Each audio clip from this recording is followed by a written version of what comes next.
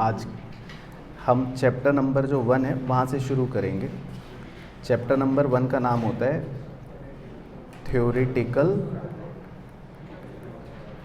Framework.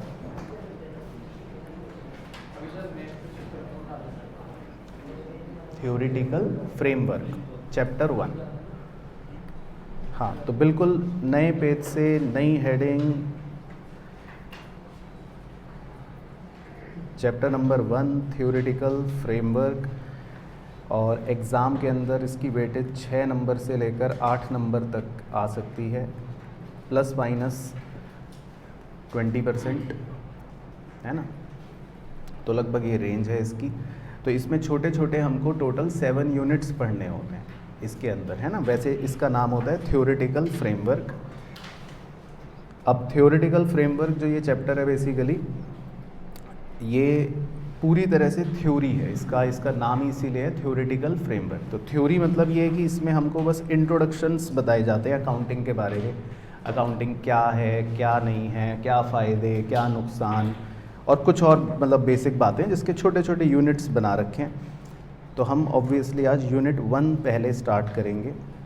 तो आप unit 1 लिखना। यूनिट 1 का नाम है meaning and scope of accounting. Meaning and scope of accounting.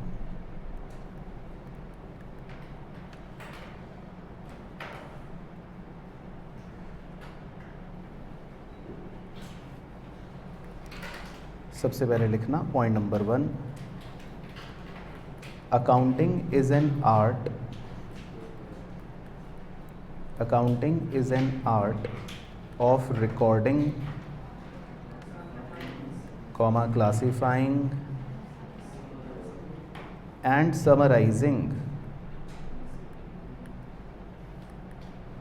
in a significant manner,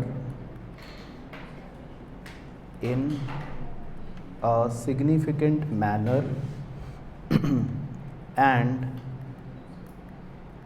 in terms of money, comma, transactions and events,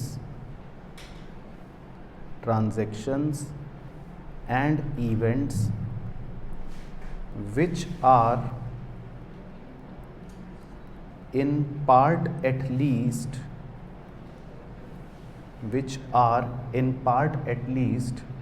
comma, of a financial character,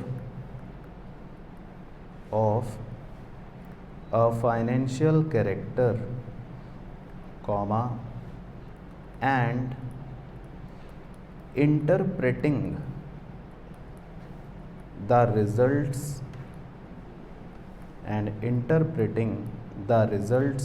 thereof,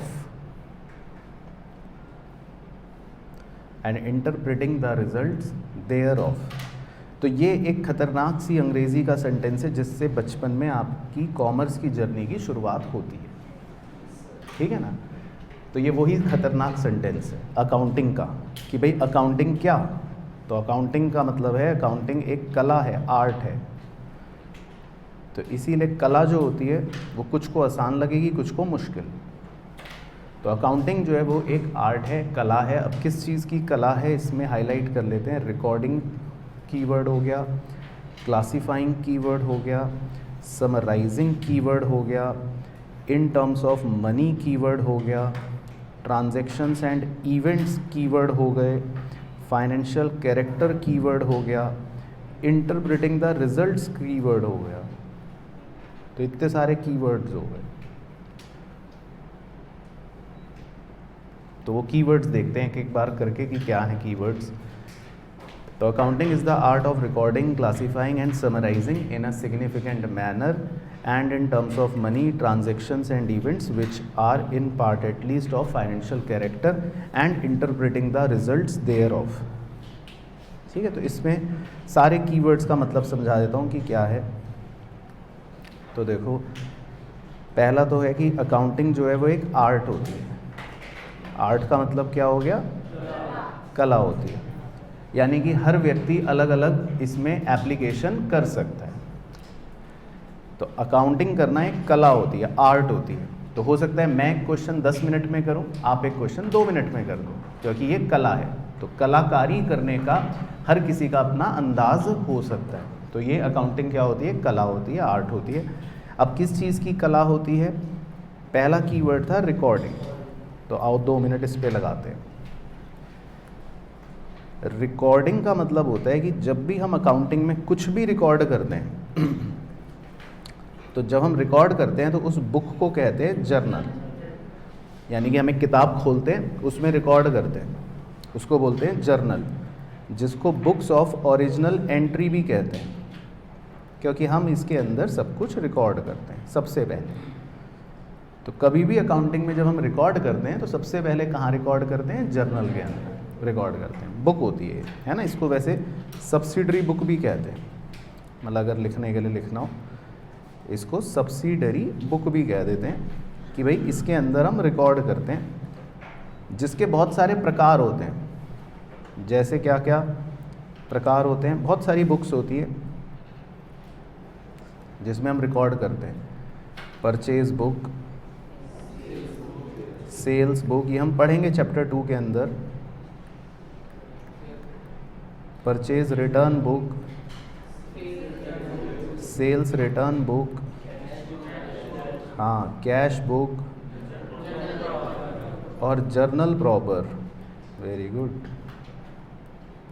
ये सब वैसे chapter 2 में आएगा, accounting process में सीखेंगे।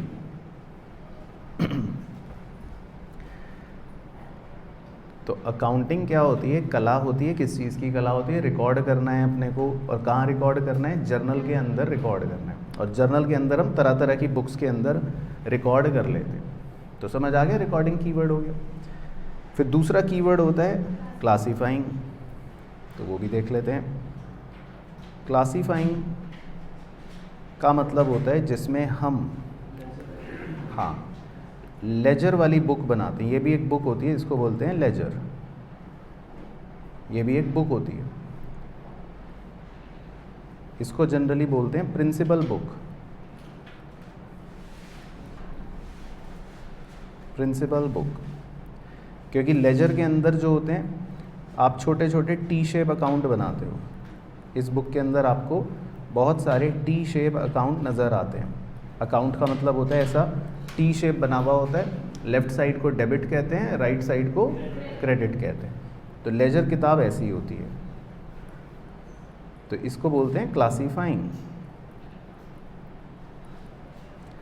फिर अगला keyword क्या था? समराइजिंग।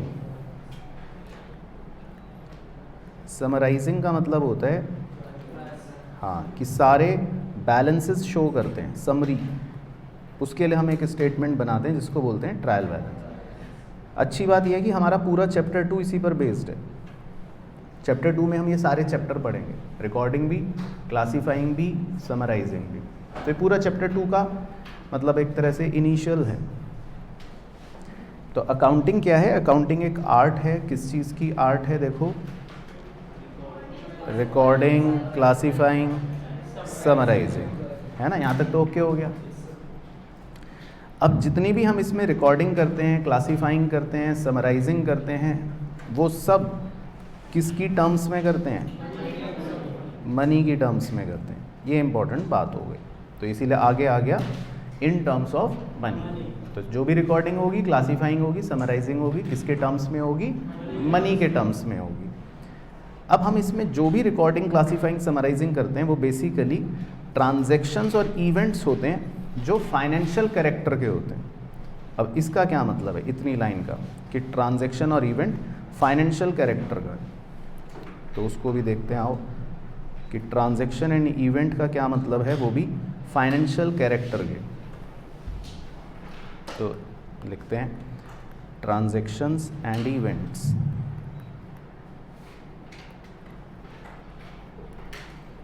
इस पे स्टार लगा लेना, ये एग्जाम में पूछ चुका है, ट्रू फॉल्स में। Transactions and events. तो ट्रांजैक्शन का क्या मतलब है और इवेंट का क्या मतलब है? तो बताओ, ट्रांजैक्शन का मतलब सेल परचेज और रेंट पेड करा तो चलो, तो आप खैर एग्जांपल दे रहे हो, मैं मीनिंग लिखवा रहा हूँ। तो इसका मीनिंग लिखना है। ट्रांजैक्शन का मीनिंग होता है performance of an act. Performance of an act, किसी कार्य का होना, किसी कार्य को, किसी एक्ट को परफॉर्म करना, तो उसको बोलते हैं ट्रांजैक्शन। और इवेंट किसको मानते हैं? उसके रिजल्ट को। बिल्कुल सही। तो आप पढ़ाई कर रहे हो, ये ट्रांजैक्शन है। अब पढ़ाई करके एग्ज़ाम दोगे और एग्ज़ाम के बाद जब रिज़ल्ट आएगा वो इवेंट होगा, है ना। तो उस दिन आपके चेहरे पे मुस्कान भी हो सकती है या फिर पापा के हाथ में चप्पल भी हो सकती है, तो वो इवेंट होगा। तो यानी कि इवेंट का मतलब होता है रिजल्ट ऑफ ट्रांजैक्शन। तो ये फ़र्क है। तो इवेंट मतलब हाईलाइट कर लो रिजल्ट, और ट्रांजैक्शन मतलब परफॉर्मेंस ऑफ एन एक्ट। दोस्त मोबाइल का इस्तेमाल कर लिया मज़े से। फ़ोटो तो खींचनी नहीं है, मेरी इतनी अच्छी फ़ोटो खींच के कहाँ जाओगे? उसकी भी नहीं खींचनी, लिखना है, ठीक है। तो लिखो मेरे भाई। एग्ज़ाम ICA के एग्ज़ाम में अगर ऐसा आता कि भाई हम क्वेश्चन पेपर देंगे, आपको फ़ोटोज़ अपलोड करनी है, तो फिर फ़ोटो खींचते। चलो, तो क्लियर हो गया ट्रांजैक्शन क्या है और इवेंट क्या है, ठीक है। तो एग्ज़ाम में जो क्वेश्चन आया था वो नीचे लिखते हैं।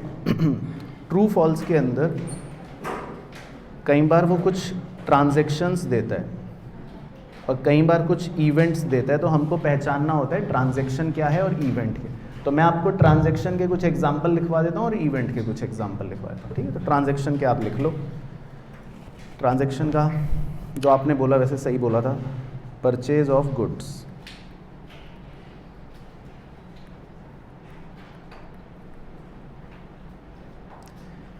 सेल ऑफ गुड्स, है ना। Purchase of goods, sale of goods, या इसके अलावा कैपिटल इन्वेस्टमेंट, मतलब आप कैपिटल जो इन्वेस्ट करते हो बिजनेस में, या इसके अलावा एक्सपेंसेस इनकर्ड और रेवेन्यू जनरेटेड, जो भी आपके खर्चे होते हैं या आप रेवेन्यू कमाते हो, ये सब जो होते हैं ये ट्रांजैक्शंस होते हैं, है ना। जो भी आप खर्चे करते हो, आपने सैलरी पे करी, रेंट पे करा, या आपकी कुछ रेवेन्यू हो गई, मतलब आपका कुछ फ़ायदा हो गया, इनकम हो गई, मतलब पूरे साल में जो भी आप रेगुलरली करते रहते हो, जो भी आपका रिकरिंग नेचर का काम होता रहता है पूरे साल भर में, इन सब चीज़ों को हम ट्रांजैक्शन कहते हैं, एटसेट्रा एटसेट्रा, मतलब और भी बातें हो सकती हैं। तो ये सब ट्रांजैक्शंस होती हैं, ट्रांजैक्शन जो भी आप बिजनेस में कर रहे होते हो। तो क्लियर हो गया यहाँ तक? पहले यहाँ तक कोई दिक्कत तो नहीं। अब जो ये हम ट्रांजैक्शंस करते रहते हैं पूरे साल भर में, इसका जो परिणाम निकलता है, इसका जो रिजल्ट होता है, वो होता है, लिखो उधर लिखो सबसे पहले, प्रॉफिट और लॉस। तो वो एक इवेंट है, प्रॉफिट और लॉस वो इवेंट होता है, क्योंकि प्रॉफिट और लॉस जो है वो क्या है? एक रिजल्ट, वो क्या है? परिणाम। किस चीज़ का? कि आपने जो साल भर काम करा, सेल परचेज करी, खर्चे करे, रेवेन्यू करे, तो उसका रिजल्ट आपको साल के एंड में पता चलेगा, तो वो होता है एक इवेंट। तो प्रॉफिट और लॉस जो होता है वो क्या होता है? इवेंट। और एक और इवेंट होता है, बस हमारे लिए सिर्फ दो ही इवेंट्स होते हैं, एक तो प्रॉफिट और लॉस, और दूसरा होता है क्लोजिंग इन्वेंट्री। क्लोजिंग इन्वेंट्री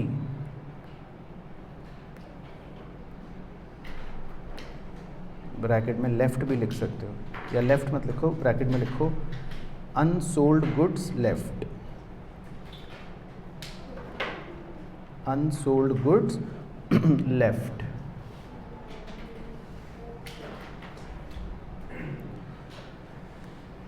तो देखो क्लोजिंग इन्वेंट्री कैसे इवेंट होता है। आप पूरे साल गुड्स खरीदते हो, मान लो आपने 5 गुड्स खरीदे। कितने गुड्स खरीदे?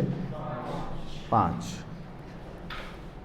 फिर पूरे साल में आप गुड्स बेचते भी हो, तो मान लेते हैं आपने 1 2 3 गुड्स बेच भी दिए। तो गुड्स खरीदे और गुड्स बेचे, ये तो क्या हो गई? ट्रांजैक्शन। क्योंकि गुड्स खरीदना गुड्स बेचना तो आपके पूरे साल का काम है। लेकिन अब 5 गुड्स खरीदे और 3 बेच दिए, तो कितने बच गए? 2। तो ये तो रिजल्ट है ना मेरे भाइयों। हाँ, इसमें आपने कुछ करा नहीं है, ये तो अपने आप बच गया। तो जो गुड्स बच जाते हैं, जिसको आप क्लोजिंग स्टॉक कहते हो, वो इवेंट होते हैं। तो समझ गए फ़र्क? तो क्लोजिंग स्टॉक जो बच जाता है वो क्या होता है? इवेंट, क्योंकि वो अपने आप बचता है, आप ज़बरदस्ती नहीं करते। तो इसीलिए क्लोजिंग स्टॉक बचना भी क्या हो गया? इवेंट हो गया। तो क्लियर हो गया पहले इतना पॉइंट? तो लेफ्ट वाली चीज़ें ट्रांजैक्शन, राइट वाली चीज़ें इवेंट। अच्छा, अब एग्ज़ाम में क्वेश्चन आया था, उस नीचे लिखते हैं स्टार डाल के।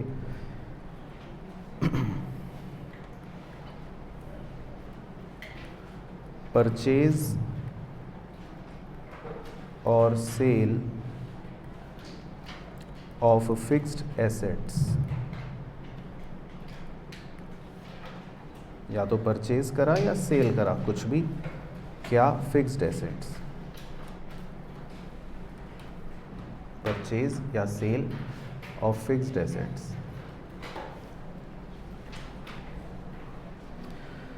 तो बताओ ये क्या है, ट्रांजैक्शन या इवेंट?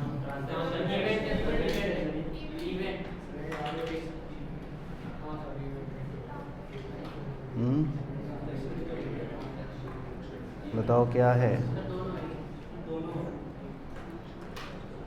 तो तुम्हें कैसे पता? दोनों लग रहा है। चलो तो लिख लो, इसका आंसर है transaction and event both. Fixed asset खरीदने या बेचने को जनरली माना जाता है कि ये ट्रांजैक्शन भी है और इवेंट भी है। ट्रांजैक्शन इसलिए क्योंकि आप कुछ कर रहे हो, और इवेंट इसलिए क्योंकि इसमें कुछ परिणाम भी छुपा हुआ होता है। परिणाम कैसा छुपा हुआ हो सकता है? ऐसी हाइपोथेटिकल एग्जांपल, या मतलब हाइपोथेटिकल क्या, एक नॉर्मल एग्जांपल, कि मान लो आपने फिक्स्ड एसेट बेचा है ना, मान लो, तो हो सकता है फिक्स्ड एसेट बेचने पर आपको क्या हो गया? मुनाफा हो गया। अब ये आप रोज़मर्रा में तो करते नहीं काम, ये तो 5-10 साल में एक बार करोगे कभी, है ना। फिक्स्ड एसेट खरीदना या बेचना आपका रोज़ का काम नहीं है। आपका कैसा काम होता है? ये तो इररेगुलर। तो इसमें इवेंट के भी कुछ लक्षण होते हैं। तो इसीलिए फिक्स्ड एसेट को खरीदना या बेचने को ट्रांजैक्शन भी मानते हैं क्योंकि आप कुछ परफॉर्म कर रहे हो, और इवेंट भी मानते हैं क्योंकि इसमें कुछ रिजल्ट्स भी छुपे हो सकते हैं, जैसे प्रॉफिट या लॉस। तो ये ट्रांजैक्शन भी है और इवेंट भी है। तो ओके हो गया कहानी। अच्छा, तो यहाँ तक कितने कीवर्ड्स कर लिए सर? कितने कर लिए? देखो, आर्ट हो गया, रिकॉर्डिंग हो गई, क्लासीफाइंग हो गई, समराइजिंग हो गई, मनी की टर्म्स तो चलो वहीं हो गई, और ट्रांजैक्शन एंड इवेंट हो गया। फिर आगे ये भी लिखा है which are in part at least, मतलब थोड़ा बहुत, ऑफ फाइनेंशियल कैरेक्टर। इसका क्या मतलब है? तो इसका क्या मतलब है कि जी फाइनेंशियल कैरेक्टर, तो बताओ।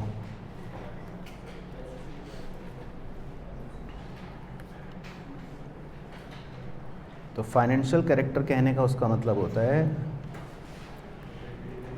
Related to business, related to business. तो आपने अगर अपने घर का बिजली का बिल पे करा, आप अपनी पत्नी के लिए घर जाते हुए धनिया लेकर गए, तो ये बातें क्या रिकॉर्ड होंगी? नहीं होंगी, क्योंकि ये सब बिजनेस से रिलेटेड नहीं है। तो अकाउंटिंग में हमें सिर्फ किससे रिलेटेड चीज़ें रिकॉर्ड करनी है या क्लासिफाई? बिजनेस से रिलेटेड। तो बिजनेस से रिलेटेड को बोलता है फाइनेंशियल कैरेक्टर। तो समझ गए, बिजनेस से रिलेटेड फाइनेंशियल कैरेक्टर। उसके बाद अगला क्या है? अगला कीवर्ड इंटरप्रिटिंग द रिजल्ट। तो वो और लिख लेते हैं लास्ट, इंटरप्रिटिंग द रिजल्ट्स। ठीक है, तो हम बेसिकली पूरी डेफिनेशन का ब्रेक डाउन कर रहे हैं। इंटरप्रिटिंग द रिजल्ट्स, तो देखो रिजल्ट का मतलब तो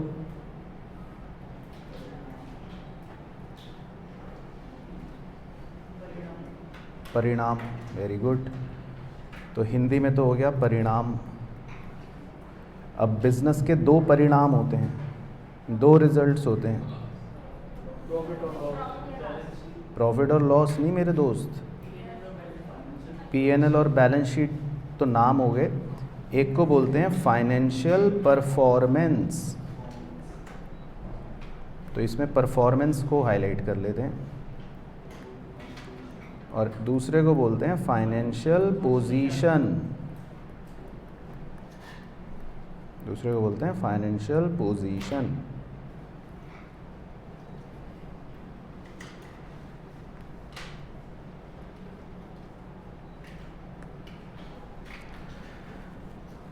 हाँ, तो कॉपी में लिखते रहना। एक बच्चा पूछ रहा है सर कॉपी में लिखना है ये? हाँ, ये वाला कॉपी में लिखना है।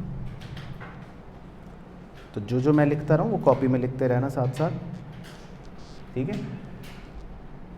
तो दो तरह के परिणाम होते हैं, दो तरह के रिजल्ट्स होते हैं, एक को बोलते हैं फाइनेंशियल परफॉर्मेंस और एक को बोलते हैं फाइनेंशियल पोजीशन। तो क्या फ़र्क है?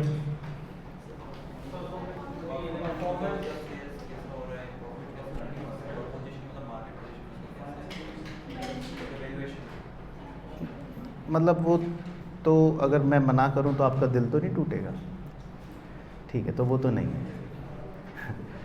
तो परफॉर्मेंस का मतलब सिंपल, परफॉर्मेंस मतलब बस दो ही चीज़ें, या तो प्रॉफिट या लॉस। इसीलिए जब किसी भी कंपनी का परफॉर्मेंस चेक करना होता है तो हम पीएनएल अकाउंट बनाते हैं, profit and loss account, income statement, right, है ना, वो परफॉर्मेंस बताता है। लेकिन हमें अगर पोजीशन पता लगानी हो, राइट, तो बेसिकली बैलेंस शीट। तो इन दोनों को आप कह सकते हो रिजल्ट, इन दोनों को आप कह सकते हो रिजल्ट। लेकिन हमारा काम, चार्टर्ड अकाउंटेंट का काम यहाँ तक रुकता नहीं है। ये तो हम अपने जूनियर अकाउंटेंट से करवा लेते हैं कि भाई चलो पीएनएल अकाउंट बना दो और बैलेंस शीट बना दो। हमारा काम क्या होता है? हमारा काम होता है इन दोनों की गहरी स्टडी करना, इन दोनों का मंथन करना, और फिर उसके बेसिस पर कुछ कॉन्क्लूजन्स निकालना कि ये अच्छी कंपनी है, ये ख़राब कंपनी है, इसका प्रॉफिटेबिलिटी रेशो ख़राब है, इसका करंट रेशो अच्छा है, इसका स्टॉक टर्नओवर रेशो बेकार है, एनालिसिस करना। तो इसको बोलते हैं इंटरप्रिटेशन या इंटरप्रिटिंग द रिजल्ट। तो आपको अगर याद हो, आप 12th पास हो सारे बच्चे? अच्छा, अभी रिजल्ट वेटिंग चल रहा है, लेकिन आपने 12th में पढ़ा होगा एक चैप्टर रेशो, तो वो एनालिसिस होता है। उस किताब का अगर नाम याद हो आपको, तो उसका किताब का नाम था एनालिसिस ऑफ फाइनेंशियल स्टेटमेंट। तो वो किताब ही इसलिए बनाई गई है ताकि बच्चा जो है इंटरप्रिटेशन सीखे, जो आपने नहीं सीखे, है ना। आपने फॉर्मूले के रट्टे बनाए और अपना चल दिए, है ना। लेकिन टेक्निकली उसका पर्पस होता है कि आप किसी भी कंपनी को अच्छा या बुरा भांप पाओ, पता लगा पाओ, है ना। बैलेंस शीट देख के, जैसे डॉक्टर पता लगा लेता है कुछ रिपोर्ट्स के बेसिस पे कि भाई आप हेल्दी हो कि नहीं, आपको ये बीमारी है कि नहीं। तो आप हो बैलेंस शीट के डॉक्टर, आपका टेक्निकली ये काम है कि प्रॉफिट और लॉस और बैलेंस शीट देखकर आप कॉन्क्लूजन से ड्रॉ कर सको, जो आपने वैसे नहीं सीखे, है ना। लेकिन कोई बात नहीं, अब सीखेंगे। तो समझ आ गया पूरा? तो ये बेसिकली पॉइंट 1 है, ये पूरा पॉइंट 1 है। देखो ये बेसिकली पूरा पॉइंट 1 है। तो अब आपको ये डेफिनेशन जो बचपन में रटते थे वो अच्छे से समझ आ गई, उसका एक एक शब्द ब्रेक डाउन क्लियर हो गया। चलो ठीक है, बहुत बढ़िया। तो ये तो था पहला पॉइंट। उसके बाद पॉइंट नंबर 2,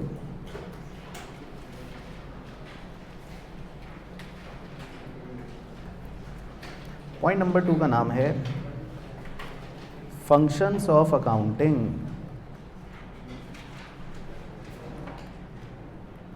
फंक्शंस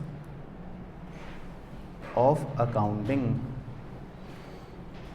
ये एग्जाम में आया था, थ्योरी क्वेश्चन। थ्योरी आती है बिल्कुल, तो लिख लो जी इम्पोर्टेंट।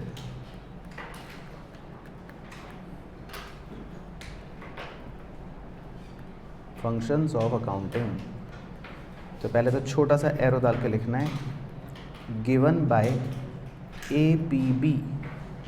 APB को ब्लॉक कर लेते हैं।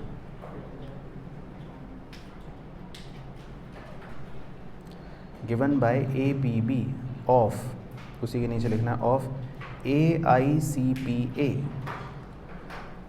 AICPA को बादल बना लेते हैं।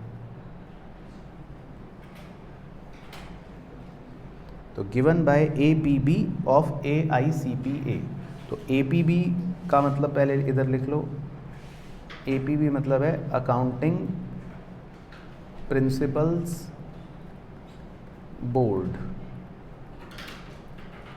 अकाउंटिंग प्रिंसिपल्स बोर्ड, बोर्ड मतलब एक वही संगठन, अकाउंटिंग प्रिंसिपल बनाने वाला बोर्ड। बोर्ड मतलब कमेटी, ग्रुप, कुछ भी समझ लो। ऑफ AICPA, AICPA का मतलब है जी अमेरिकन इंस्टीट्यूट ऑफ सर्टिफाइड क्या पब्लिक अकाउंटेंट्स। तो जैसे आपके लिए ICAI है इंडिया के अंदर, तो अमेरिका के अंदर ये है CPA, AICPA, American institute of certified public accountants.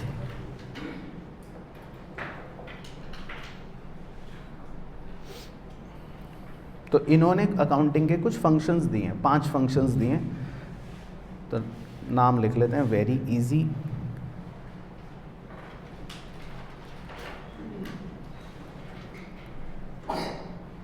तो पहला फंक्शन है वो आपने अभी अभी पढ़ा, रिकॉर्डिंग।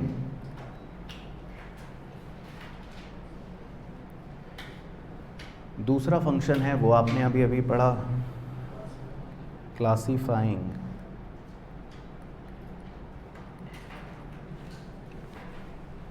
तीसरा फंक्शन है वो आपने अभी अभी पढ़ा, समराइजिंग। चौथा फंक्शन थोड़ा थोड़ा भी पढ़ा, analysis and interpretation.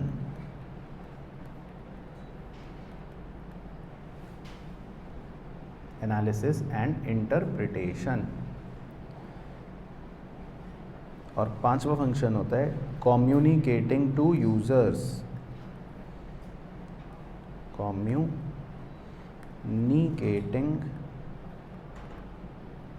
To users.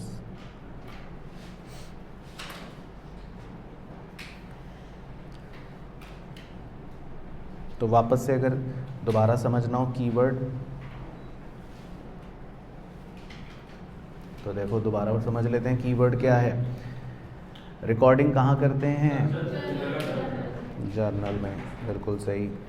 ये हम चैप्टर 2 में पढ़ेंगे अभी वैसे आगे। क्लासीफाइंग कहाँ करते हैं? लेजर, ये भी पढ़ेंगे। समराइजिंग, ट्रायल बैलेंस, ठीक है। तो ये 3 तो हम आगे चैप्टर 2 में पढ़ लेते हैं। बाकी एनालिसिस एंड इंटरप्रिटेशन का क्या मतलब होता है? रेशियो, कंक्लूजन ड्रॉ करना, जो आपने अभी ऊपर देखा ना। एनालिसिस एंड इंटरप्रिटेशन का मतलब यही होता है कि आपको क्या करना है, कंक्लूजन्स ड्रॉ करने, P&L से भी और बैलेंस शीट से भी। तो ये हम नहीं पढ़ेंगे CA फाउंडेशन में। तो ये आपने कब पढ़ा था? 12th में, रेशियो। तो ये हमको अब नहीं पढ़ना। बस नाम नाम है, एनालिसिस एंड इंटरप्रिटेशन। तो इसका मतलब नहीं, पेपर में क्यों आएगा जब है ही नहीं, तो कोर्स में है ही नहीं। अब एनालिसिस हमारे सिलेबस में नहीं है। हाँ, रिकॉर्डिंग है, क्लासीफाइंग है, समराइजिंग है, वो है चैप्टर 2 में, लेकिन एनालिसिस और इंटरप्रिटेशन नहीं है। तो बस इसका मीनिंग पता होना चाहिए। तो इसका मीनिंग क्या है? कॉन्क्लूजन से ड्रॉ करना फ्रॉम रिजल्ट्स, और रिजल्ट्स मतलब फाइनेंशियल परफॉर्मेंस और फाइनेंशियल पोजीशन। ठीक है। बाकी पांचवा होता है कम्युनिकेटिंग टू यूजर्स। ये हम पढ़ेंगे अभी थोड़ी देर बाद पढ़ते हैं। कम्युनिकेटिंग का मतलब होता है बताना, कम्युनिकेट करना। किसको बताना? यूज़र्स को। तो ये हम पढ़ेंगे कि यूज़र्स कौन होते हैं अभी थोड़ी देर बाद। तो ये भी एक फंक्शन होता है अकाउंटिंग का कि यूज़र्स को हमें बताना पड़ता है ना, यूज़र्स को बताना पड़ता है। तो इसको बोलते हैं कम्युनिकेटिंग टू यूज़र। तो क्लियर हो गया ये वाला पॉइंट। तो ये छोटे से फंक्शंस हैं जो basically accounting principle board of AICPA ने बता रखे। उसके बाद point number 3। Point number 3 normal theoretical point है, ऑब्जेक्टिव्स ऑफ अकाउंटिंग, यानी कि उद्देश्य क्या है। ऑब्जेक्टिव्स ऑफ अकाउंटिंग, क्यों करते हैं हम अकाउंटिंग, ना करें तो इसमें आप 4 बाइफरकेशन कर लो। ठीक है। तो बस हमको नाम नाम लिखना है कि भाई क्या ऑब्जेक्टिव्स हैं। तो अगर पूछ ले एग्ज़ाम में तो बस नाम सही होना चाहिए।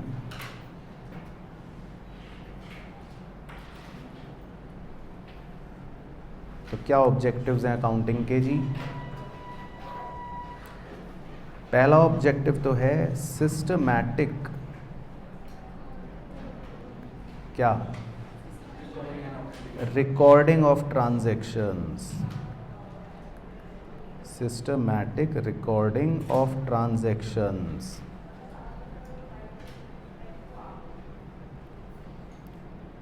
तो देखो, पहले जब मैंने शुरू में बच्चों को पढ़ाना स्टार्ट करा तो मैं सारी चीज़ें दिमाग में रिकॉर्ड करता था कि अच्छा सोनू ने इतने रुपए दे दिए, सोनू के इतने रुपए बचे हैं। अगला बच्चा मोनू फरवरी में 500 रुपये देगा। अगली बच्ची श्रेया जनवरी में 800 रुपये देगी। मैं सब दिमाग में रखता था। फिर धीरे धीरे जब बच्चे बढ़ने शुरू हुए तो क्या हुआ? दिमाग फट गया है ना भाई, कितनी रख लोगे आप दिमाग में रिकॉर्डिंग, तो फंस गए फिर। तो तब मुझे अकाउंटिंग का महत्व समझ आया कि भैया अगर ढंग से मेंटेन करना है तो क्या करना पड़ेगा? Account recording. तो अकाउंटिंग का पहला ऑब्जेक्टिव ये है कि भाई ये सिस्टमैटिक रिकॉर्डिंग करता है ट्रांजैक्शंस, नहीं तो फिर आप पागल हो जाओगे। तो पहला ऑब्जेक्टिव तो ये हो गया। दूसरा ऑब्जेक्टिव, अकाउंटिंग क्यों करते हैं?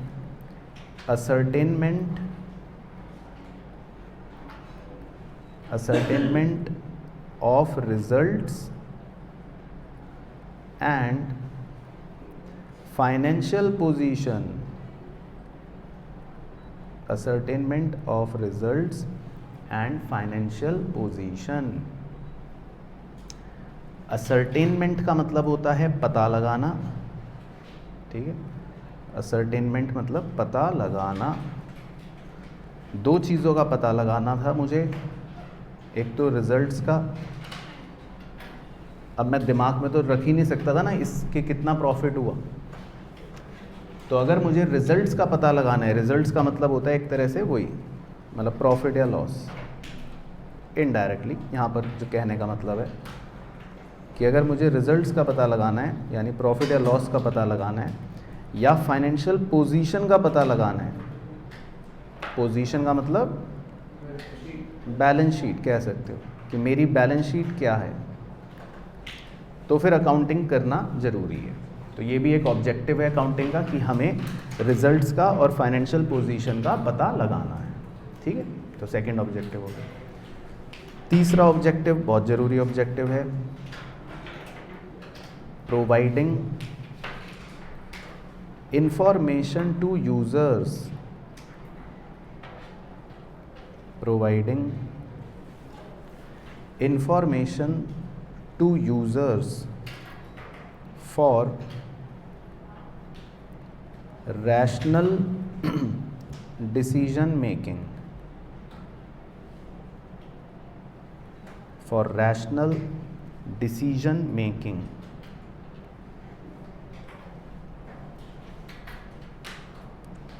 तो इसमें कीवर्ड्स क्या हो गए? प्रोवाइडिंग इंफॉर्मेशन, मतलब जानकारी देना। किसको जानकारी देना?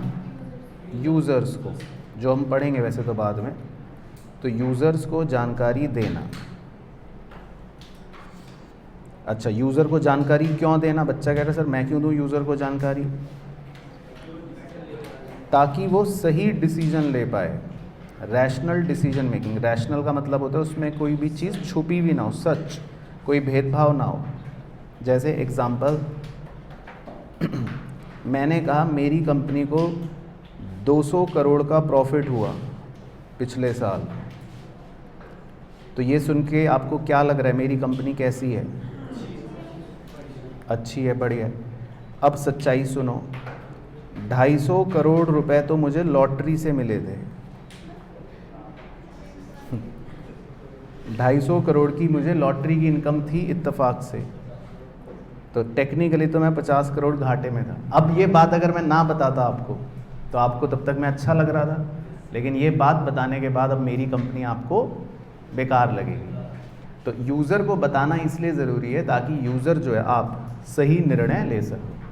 तो ये अकाउंटिंग का ऑब्जेक्टिव होता है कि यूज़र को सही जानकारी दी जाए, नहीं तो गड़बड़ हो सकती है। और उसके बाद चौथा ऑब्जेक्टिव, टू नो, मतलब क्या जानने के लिए? To know solvency position, to know solvency position, solvency position का पता लगाने के लिए। सॉल्वेंसी मतलब कि आपकी कंपनी कितनी सही है, वही ये एनालिसिस का पार्ट हो गया एक तरह से, कि हमारी कंपनी में ऐसा तो नहीं कि पता चला बैंकरप्ट हो जाए कहीं कुछ महीनों बाद। तो ये सब चीज़ें पता लगाने के लिए भी अकाउंटिंग करते हैं, ये इसका ऑब्जेक्टिव है। ठीक है, समझ आया? अच्छा, अब आपके मन में हो सकता है प्रश्न आए कि सर अगर एग्ज़ाम में आएगा तो क्या लिखना है, और एग्ज़ाम में कितने मार्क्स का आ सकता है? Max to max. तो max to max, max to max, max to max खींच खींच के 4 से ज़्यादा का नहीं आता है ना। कुछ भी थ्योरी क्वेश्चन 4 नंबर का आता है, कोई भी। मान लो फंक्शंस आ गया, ऑब्जेक्टिव्स आ गए। तो अगर ऑब्जेक्टिव आए तो कैसे लिखोगे बताओ? मान लो क्वेश्चन आया ऑब्जेक्टिव्स ऑफ अकाउंटिंग 4 नंबर, तो क्या लिखोगे? भाई यही डायग्राम बना के आ जाओगे।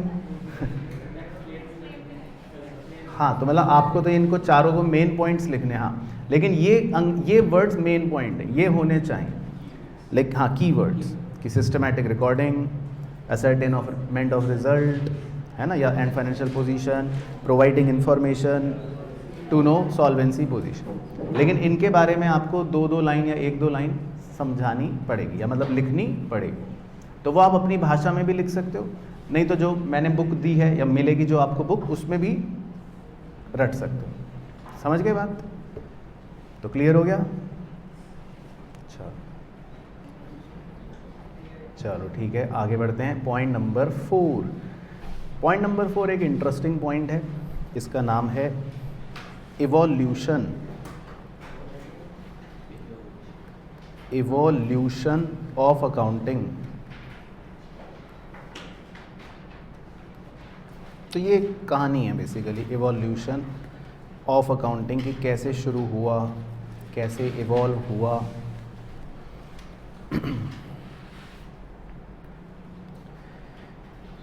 तो सबसे पहला फर्स्ट एरो डाल के पहला पॉइंट, तो as early as 4000 before Christ, bracket में इजिप्शियंस इजिप्ट लिख के IANS लगा देना। तो मतलब ये कि लगभग 6000 साल पुरानी अकाउंटिंग है। तो 4000 बिफोर क्राइस्ट, तो इतने वर्षों पुरानी अकाउंटिंग का इतिहास है। Second, Romans used to prepare day books को ब्लॉक कर लेते हैं, comma, where receipts and payments were recorded.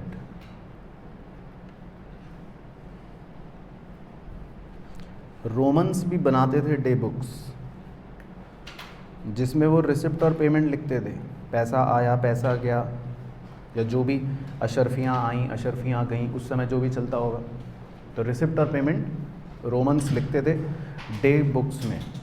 ये चलता था 700 बिफोर क्राइस्ट से लेकर 400 AD तक। तो मतलब ये भी लगभग 2500 साल पुरानी बात हो गई।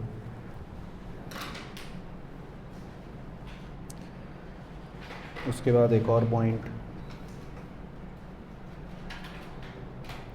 तो एक राजा बनाते हैं चंद्रगुप्त मौर्य।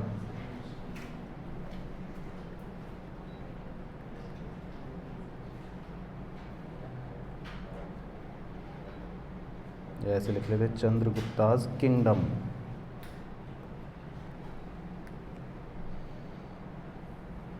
उसके नीचे एरो बना के एक और आदमी बना लेते हैं ब्रैकेट में, मिनिस्टर। इनके एक बहुत ही फेमस मिनिस्टर थे, हाँ, चाणक्य, हाँ, कौटिल्य, हाँ, कौटिल्य।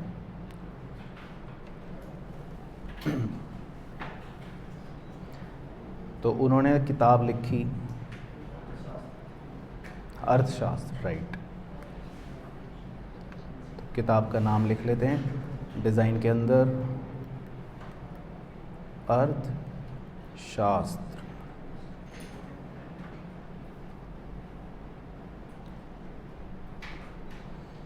तो उस किताब में बताया ये गया, बेसिकली उस किताब में ये बताया गया, लिखते हैं बाजू में, described how accounting records to be maintained, described how accounting records to be maintained, कि भैया अकाउंटिंग रिकॉर्ड्स कैसे मेंटेन करने हैं। तो सोचो ये भी कितनी पुरानी कहानी हो गई, लगभग 1200 साल पुरानी।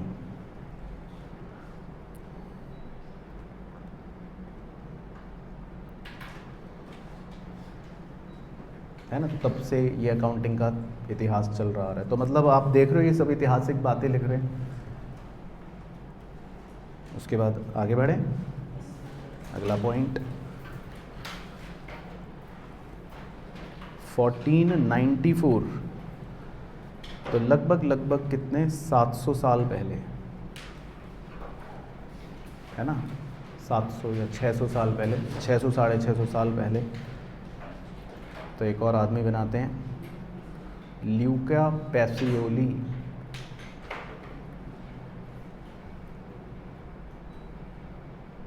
है ना, ल्यूका पैसियोली। तो ल्यूका पैसियोली को फादर ऑफ अकाउंटिंग के नाम से नवाजा गया। Luca Pacioli, father of accounting.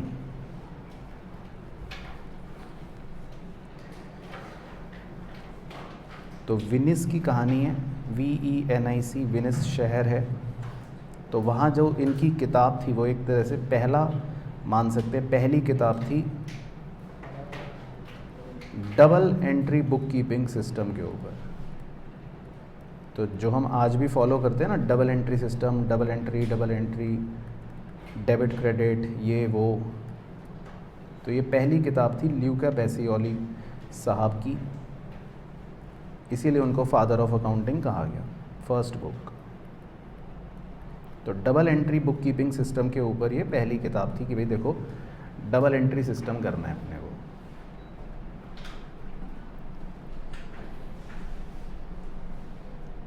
ठीक है, तो समझ आ रहा है इवोल्यूशन।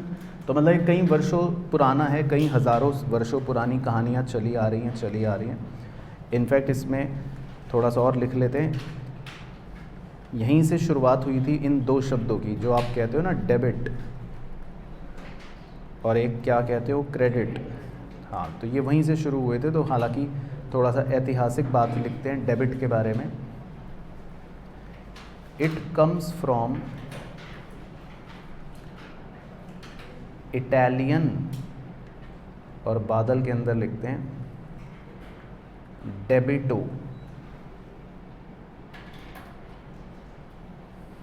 तो डेबिट वर्ड जो है ये इटालियन मतलब इटली का डेबिटो वर्ड था, जिसको फिर बाद में अब डेबिट कहते हैं हम लोग। और ये भी कहाँ से आया था, विच कम्स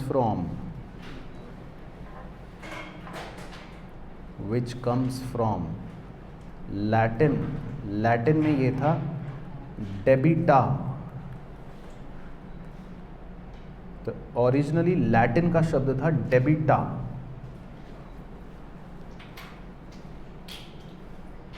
तो फिर वो इटली में जाते जाते डेबिटो, फिर अब डेबिट, है ना। तो ये वहाँ से ओरिजिनेट हुए ये सब शब्द।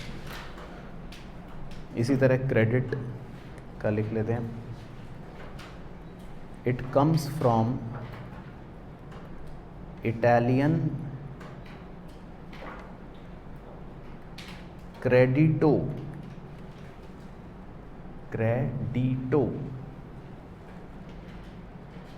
जो कहाँ से आया, which comes from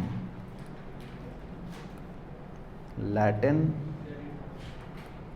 credo, Latin word credo.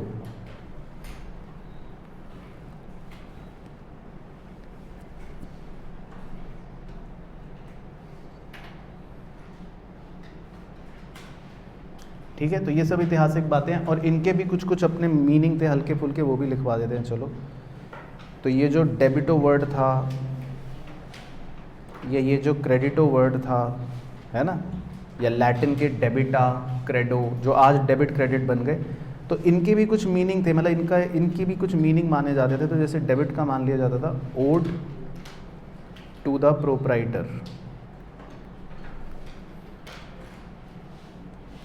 मतलब प्रोप्राइटर को मिलेगा ऐसा कुछ, ओड टू द प्रोप्राइटर, है ना। तो जैसे आज के ज़माने में आप मन में एसेट्स सोच सकते हो, एसेट्स। तो एसेट्स को आप कहते हो ना, डेबिट बैलेंस होता है एसेट। तो एसेट जो होते हैं वो किसको बिलोंग करते हैं, मालिक को। तो उस समय का ये मीनिंग था डेबिटा का या डेबिटो का कि ओड टू द प्रोप्राइटर, जो चीज़ मालिक को बिलोंग कर रही है, डेबिट। अच्छा, क्रेडिटो का मतलब था, या क्रेडरो का बिलीफ या ऑब्लिक ट्रस्ट इन प्रोप्राइटर पे भरोसा।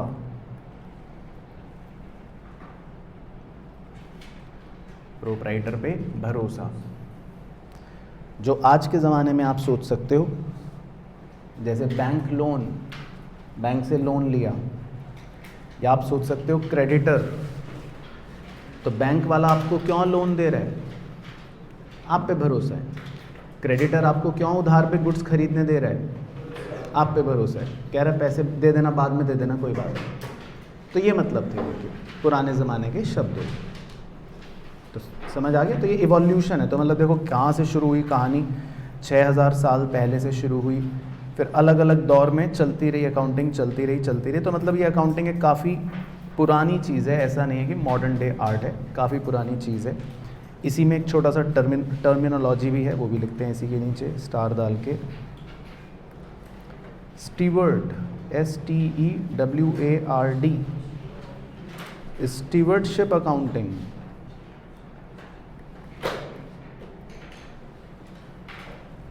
स्टीवर्डशिप अकाउंटिंग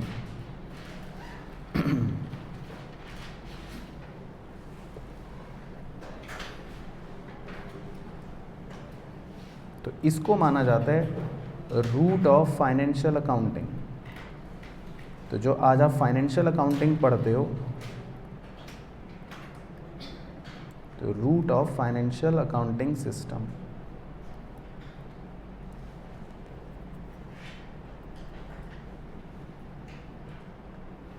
ये बच्चा कह रहा सर बुक का नाम क्या था ल्यूका पैसियोली का।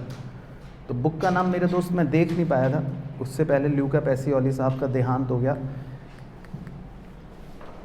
तो बुक के नाम की ज़रूरत नहीं है। बस हाँ, double entry book keeping system की पहली किताब, बाकी बुक का नाम आप सर्च कर लो, मिल जाएगा वैसे तो अगर होगा तो। अच्छा, स्टीवर्डशिप अकाउंटिंग क्या? तो इसमें क्या होता था कि जैसे मान लो एक राजा है, तो राजा को ये दिलचस्पी होती थी कि भाई हमने प्रॉफिट कमाया या लॉस कमाया, मतलब क्या हो रहा है। तो उसके अंडर एक मुंशी काम करता था। मुंशी मतलब होता था स्टीवर्ड, मुंशी को स्टीवर्ड कहते हैं। हालांकि स्टीवर्ड एक वाइडर टर्म है, स्टीवर्ड वर्ड का मतलब होता है वैसे सिक्योरिटी गार्ड। स्टीवर्ड मतलब जो देखभाल करे। तो जो राजा होता था उसकी सारी मतलब उसके जो फाइनेंशियल्स होते थे, उसके बही खाते जो होते थे, उसकी देखभाल कौन करता था? मुंशी। तो उसको स्टीवर्ड कहते थे। तो स्टीवर्ड वर्ड का वैसे मतलब होता है सिक्योरिटी गार्ड, जो देखभाल करे। तो राजा के बही खातों का कौन देखभाल करता था? मुंशी, है ना।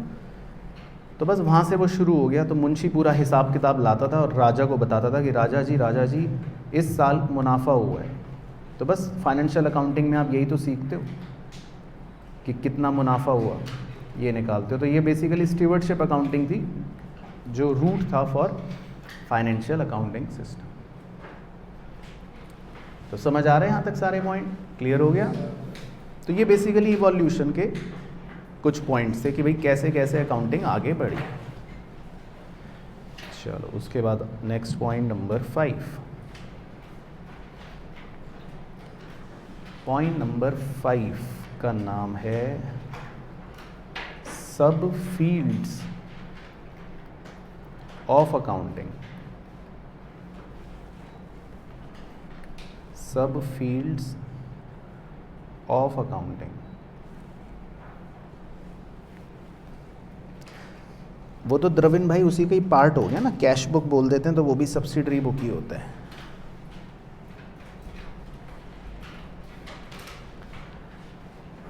तो सब फील्ड्स ऑफ अकाउंटिंग मतलब अकाउंटिंग के कितने प्रकार होते हैं? तो वैसे तो 5 प्रकार होते हैं। तो पहला लिखते हैं फाइनेंशियल अकाउंटिंग, ठीक है, इसको ब्लॉक बना देते हैं और 2 लाइन की जगह छोड़ देते हैं। दूसरा होता है कॉस्ट अकाउंटिंग,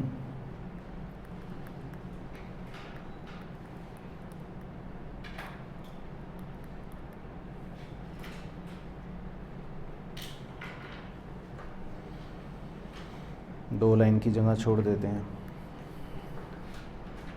तीसरा होता है मैनेजमेंट अकाउंटिंग,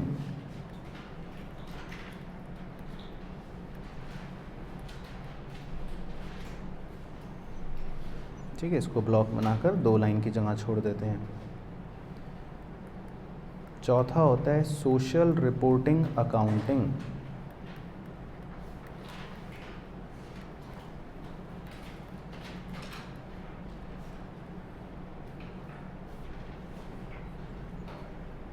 इसको भी ब्लॉक बना देते हैं। पांचवा होता है ह्यूमन रिसोर्स अकाउंटिंग। तो माना जाता है कि अकाउंटिंग के 5 सब फील्ड्स हैं। हालांकि आप 3 ही पढ़ पाते हो अपने सीए की जर्नी में, चौथी पढ़ोगे जब कंपनी ज्वाइन करोगे कोई बड़ी, और 5वीं तो कभी अभी तो है नहीं पृथ्वी पर, जब होगा तब देखेंगे। तो 5 तरह की, मतलब 5 तरह की अकाउंटिंग मानी जाती है कि अभी है, इन्हें बोलते हैं सब फील्ड्स। ठीक है ना। तो एक होती है ह्यूमन रिसोर्स अकाउंटिंग, एक होती है सोशल रिपोर्टिंग, एक होती है मैनेजमेंट अकाउंटिंग, एक होती है कॉस्ट अकाउंटिंग और एक होती है फाइनेंशियल अकाउंटिंग। तो बच्चा कह रहा है सर अकाउंटिंग के भी इतने सारे टाइप, तो इसमें क्या मतलब अंतर है? तो किसी को है कुछ पता? बताओ। हाँ 11th का ही लिखना है, बताओ क्या पता है? फाइनेंशियल अकाउंटिंग में हमारा उद्देश्य होता है प्रॉफिट या लॉस निकालना। कॉस्ट अकाउंटिंग में हमारा उद्देश्य होता है किसी भी प्रोडक्ट की कॉस्ट निकालना, कि भाई मान लो ये रिमोट है मेरे पास अभी, तो अब इसकी लागत क्या है, इसको बनाने में क्या लागत आई है, अगर मैं ये निकाल रहा हूँ तो वो कॉस्ट अकाउंटिंग। मैनेजमेंट अकाउंटिंग में डिसीजन मेकिंग में मदद करता है, यानी कि अगर आपको कुछ निर्णय लेने, जैसे मुझे ये सोचना है कि मैं 1 करोड़ रुपए का वहाँ पर प्लांट खरीदूँ या मैं 1 करोड़ रुपए के बिटकॉइन खरीदूँ, तो ये निर्णय लेना है अगर, तो उस निर्णय लेने में अगर कोई मेरे को मदद करेगा वो मैनेजमेंट अकाउंटिंग होती है।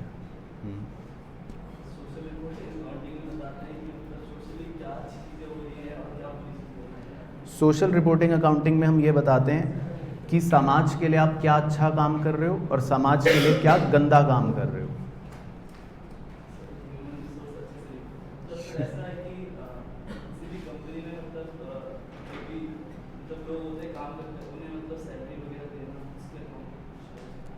ठीक है, तो थोड़ा सा अलग होगा। चलो ठीक है, तो कम से कम 4 तो बिल्कुल ठीक बताया आपने, बहुत बढ़िया। तो दोस्त के लिए मन मन में सब तालियां बजा दें। तो बिल्कुल सही बताया उन्होंने, तो यही लिखना है, यही लिखवाऊंगा अभी, तो दोबारा से रिपीट कर देता हूँ। तो फाइनेंशियल अकाउंटिंग जो होती है, लिखते भी रहते हैं और समझ पे आता रहेगा। फाइनेंशियल अकाउंटिंग का एक ही काम है बस, टू असर्टेन प्रॉफिट और लॉस, टू असर्टेन प्रॉफिट और लॉस। तो क्लास 11th में आप ये पढ़ते हो और बीकॉम अगर करोगे मतलब ग्रेजुएशन तो ये पढ़ते हो, है ना। क्लास 11th में और ग्रेजुएशन में ये पढ़ते हो फाइनेंशियल अकाउंटिंग। इसमें हमारा सिर्फ एक ही काम होता है प्रॉफिट या लॉस निकालना। तो अगर आपको क्लास 11th याद हो तो मैं रिवाइज करवा देता हूँ। पूरा क्लास 11th का जो कोर्स होता है आपको जर्नल से शुरू करवाते हैं, जर्नल, लेजर, ट्रायल बैलेंस, ये वो और बैलेंस शीट। फिर एंड में आपको फाइनल अकाउंट्स बनवाते हैं, तो उसमें क्या निकलवाते हैं? P&L, profit. तो फाइनेंशियल अकाउंटिंग का काम होता है कि किसी भी कंपनी का प्रॉफिट या लॉस पता लगाना, वो होती है फाइनेंशियल अकाउंटिंग। बिल्कुल। Second, cost accounting. Cost accounting का काम अलग है। कॉस्ट अकाउंटिंग का काम क्या है? टू असर्टेन, क्या पता लगाते हैं हम? Cost of the product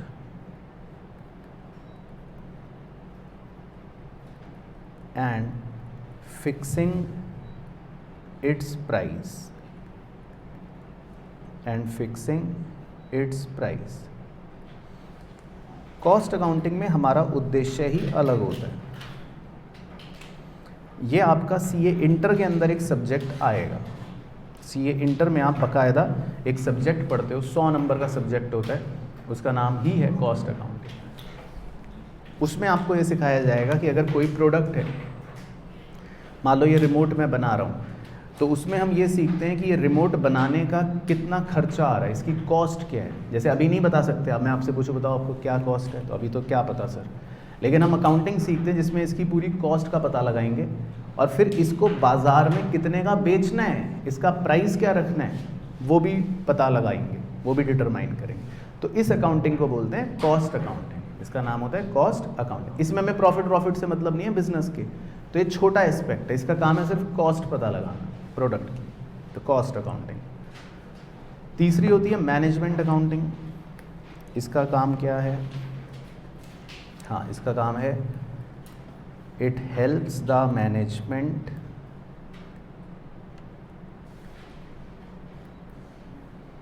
in decision making,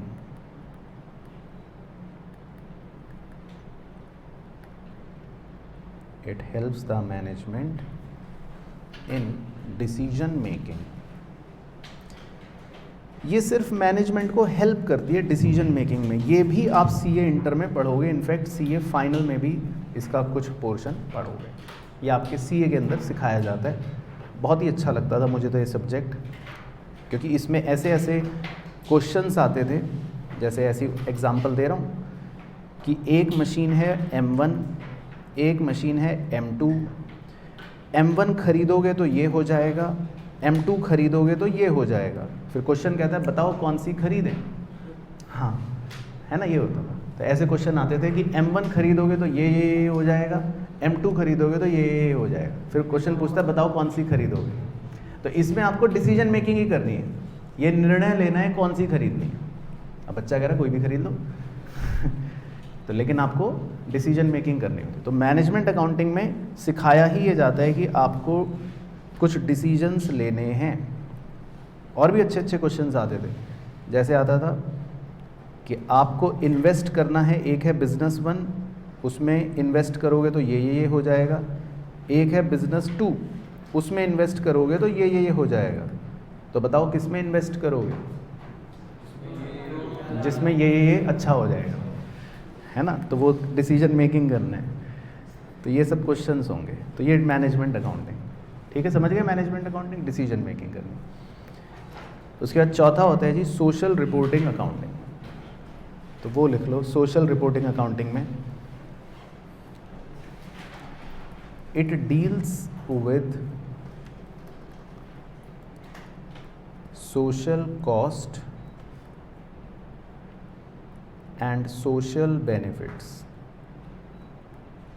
It deals with social cost and social benefits. तो दोनों को हाईलाइट कर देता हूँ, सोशल कॉस्ट और सोशल बेनिफिट्स। तो इसका एक छोटा सा एग्जांपल आप नीचे बना लो। तो जनरली बहुत बड़ी बड़ी कंपनियां जो होती हैं वो करती हैं। तो हम थोड़ा सा एग्जांपल को समझने के लिए बड़ी कंपनी टाटा ग्रुप मान लेते हैं।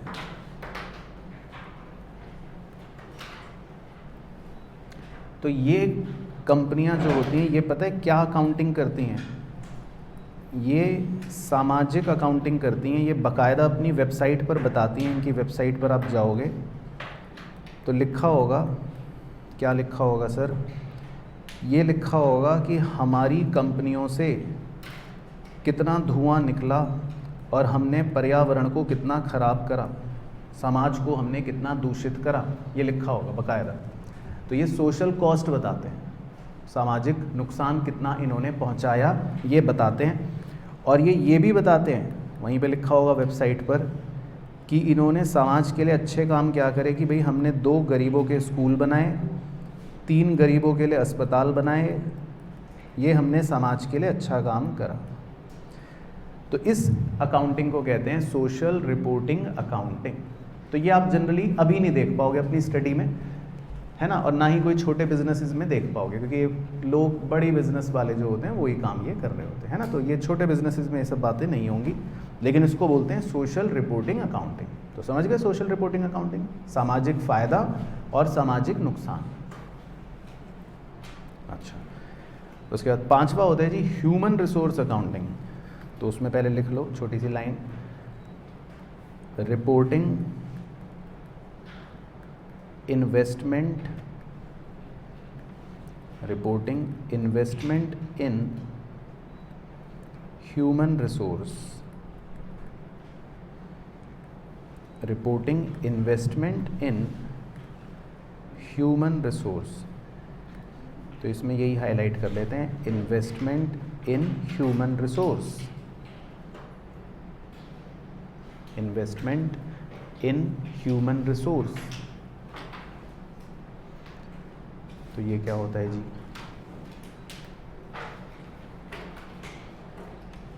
तो इसका एग्जांपल बता देता हूँ, reporting investment in human resource. इसका एग्जांपल ये होता है कि जैसे कोई कंपनी होती है,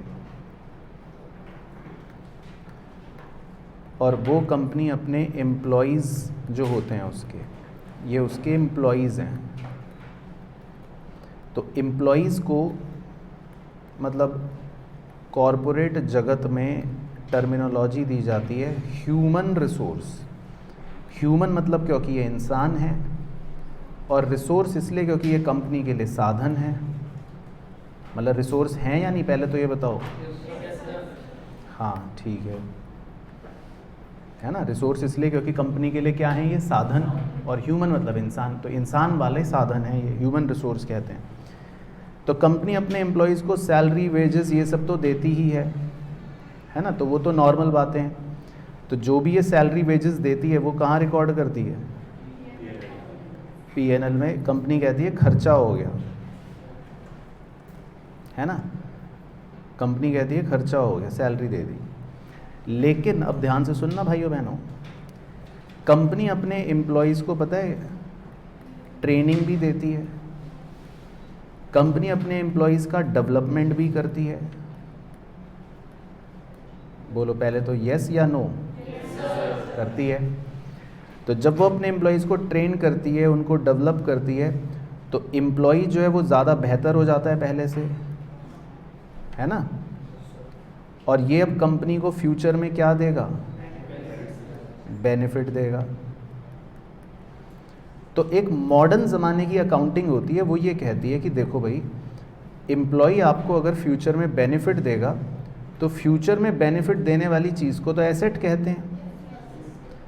तो ये ह्यूमन रिसोर्स अकाउंटिंग ये कहती है कि हमें इस अपने ह्यूमन रिसोर्स की भी अकाउंटिंग करनी चाहिए, क्योंकि ये एम्प्लॉय जो है ये फ्यूचर में बेनिफिट देगा। तो इसको आप अपना एसेट दिखाओ। जैसे आपके पास मशीन है, मान लो, मशीन को आप क्या मानते हो, एसेट मानते हो, क्योंकि फ्यूचर में फ़ायदा देगा। तो क्या ये एम्प्लॉय फ्यूचर में फ़ायदा नहीं देगा, ये भी तो देगा। देखो लॉजिक है, पहले तो बताओ, समझ गए। तो इसको बोलते हैं ह्यूमन रिसोर्स अकाउंटिंग। बस इसमें प्रॉब्लम ये है कि ये अभी प्रैक्टिकली क्यों नहीं होती बहुत ज़्यादा ऑपरेटिव या ना के बराबर, क्योंकि हम इसमें एम्प्लॉय की वैल्यू नहीं निकाल सकते। एम्प्लॉय की वैल्यू नहीं निकाल सकते। मशीन की तो निकाल सकते हो सर, 2 करोड़ की मशीन है, लेकिन वो जो काम कर रहा है, मान लो गौरव कपूर उसका नाम है आदमी का, तो उसकी क्या वैल्यू लिखोगे, क्या जितने में क्या भाई गौरव कपूर की क्या वैल्यू लिखोगे आप। मशीन तो चलो बाजार से खरीद के लाए 1 करोड़ की, तो लिख सकते हो कि ये मशीन 1 करोड़ की है, लेकिन गौरव कपूर को तो नहीं खरीद के लाए। अब आप उसकी ट्रेनिंग का, उसकी स्किल का, उसका दिमाग का क्या मॉनेटरी वैल्यू लगा पाओगे, नहीं लगा पाओगे। तो इस अकाउंटिंग में ये प्रॉब्लम है अभी कि भाई हम वैल्यू नहीं निकाल पाते, तो इसीलिए आपको प्रैक्टिकली ये देखने को नहीं मिलेगा। लेकिन हाँ, ये भी अकाउंटिंग का एक सब फील्ड है। तो समझ गए अकाउंटिंग का सब फील्ड, क्लियर हो गया सबको। तो इसीलिए इसको बोलते हैं ह्यूमन रिसोर्स अकाउंटिंग, कि हम अपने ह्यूमन रिसोर्स में कितना निवेश कर रहे हैं वो रिपोर्ट करते हैं, वो बताते हैं। लेकिन प्रैक्टिकली ये हो नहीं पाता, तो खैर बस नाम के लिए ही है। तो कुल मिला के 5 सब फील्ड्स हो गए अकाउंटिंग के। तो पांचों सब फील्ड सबको क्लियर हो गया, सारे कीवर्ड्स ओके इसके। चलो बहुत बढ़िया, आगे बढ़ते हैं। इसके बाद है नंबर 6,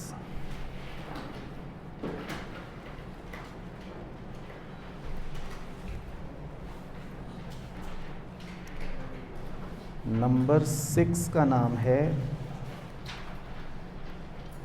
फंक्शंस ऑफ अकाउंटिंग। अरे सर ये क्या कह रहे हो, फंक्शंस ऑफ अकाउंटिंग। तो ये एग्ज़ाम में आया था एक बार, बल्कि 2-3 बार आया ये वाला तो। और बच्चे बताओ कहाँ मार्क्स कटवा के आए, सारे बच्चे सेकंड वाला जो टॉपिक था उसके पॉइंट्स लिख कर आ गए, फिर कह रहे आहा मार्क्स पक्के, तो फिर सबके मार्क्स कटे। तो अब आपको देखो सेकंड वाला टॉपिक क्या था,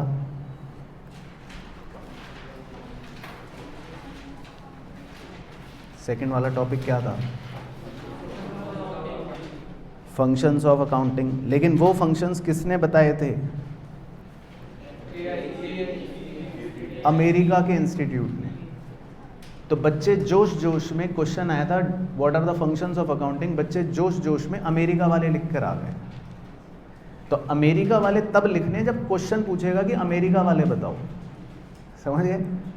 तो जो टॉपिक 6 पढ़ रहे हैं हम, वो टॉपिक 2 से डिफरेंट है। टॉपिक 2 में हम पढ़ रहे हैं फंक्शंस ऑफ अकाउंटिंग, जो मतलब जनरल हैं, वो अमेरिका वाले नहीं बता रहे।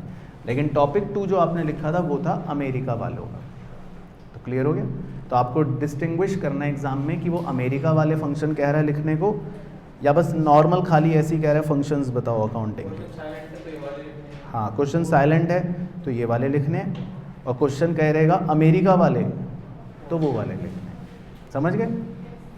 अब बच्चा कह रहा सर क्वेश्चन कहते सर जापान वाले तो बाकी कुछ नहीं आएगा। तो या तो साइलेंट होगा या अमेरिका वाले। तो ये साइलेंट होगा तो यही लिखने हैं अपने को फंक्शन।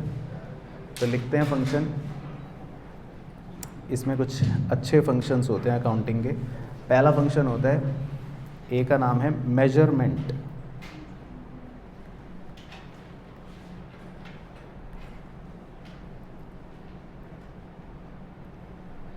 ठीक है, तो लिखते रहो पहले छोटा छोटा मेजरमेंट। इसका मतलब होता है, मेजरमेंट का मतलब है it measures the past performance of business. It measures the past performance of business. इसमें हाईलाइट कर लेते हैं कीवर्ड पास्ट परफॉर्मेंस। ठीक है, फिर अभी एक साथ समझाता हूँ। पहले अब सेकंड भी लिख लो, बी। दूसरा फंक्शन होता है forecasting.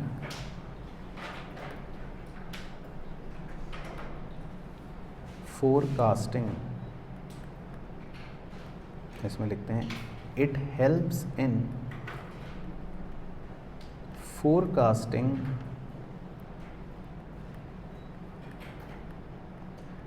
future performance using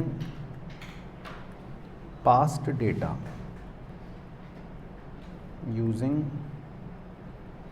past data। तो इसमें हाईलाइट कर लेना फ्यूचर परफॉर्मेंस। ठीक है, तो पहले ये दोनों समझा देता हूँ।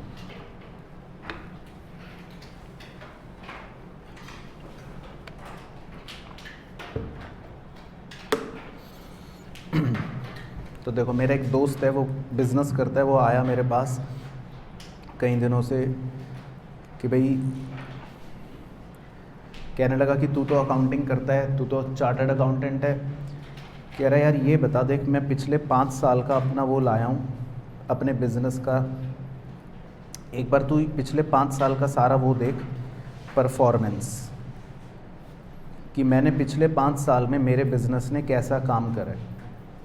तो मैंने अपना 5 साल की उसकी सारी हिस्ट्री निकाल के प्रॉफिट लॉस, ये रेशो वो रेशो सब देख दुख कर लिया। तो इसका मतलब मैंने पहले कौन सा फंक्शन परफॉर्म कर लिया? मेजरमेंट। तो समझ गए मेजरमेंट का मतलब? फिर उसका पूछना अल्टीमेटली ये था कि तू ये बता कि यार अब आगे क्या करूं मैं, आगे क्या होगा, इस साल कितने रुपए कमा पाऊंगा। तो उसका पुराना परफॉर्मेंस देखकर, पुराना डेटा देखकर मैंने एस्टीमेट भी लगा दिया भविष्य का। मैंने कहा देख, हो सकता है अगले साल तू 5 करोड़ रुपए कमा ले। तो इसका मतलब ये मैंने क्या कर दिया? फोरकास्टिंग। तो फोरकास्टिंग का मतलब समझ गया? तो 2 फंक्शन समझ गए। हाँ, भविष्य के बारे में अनुमान लगाना। तो क्लियर हो गया? तो अकाउंटिंग के 2 फंक्शन ओके हो गए, मेजरमेंट, फोरकास्टिंग। उसके बाद सी, तीसरा फंक्शन डिसीजन मेकिंग। ये तो बहुत बड़ा फंक्शन है।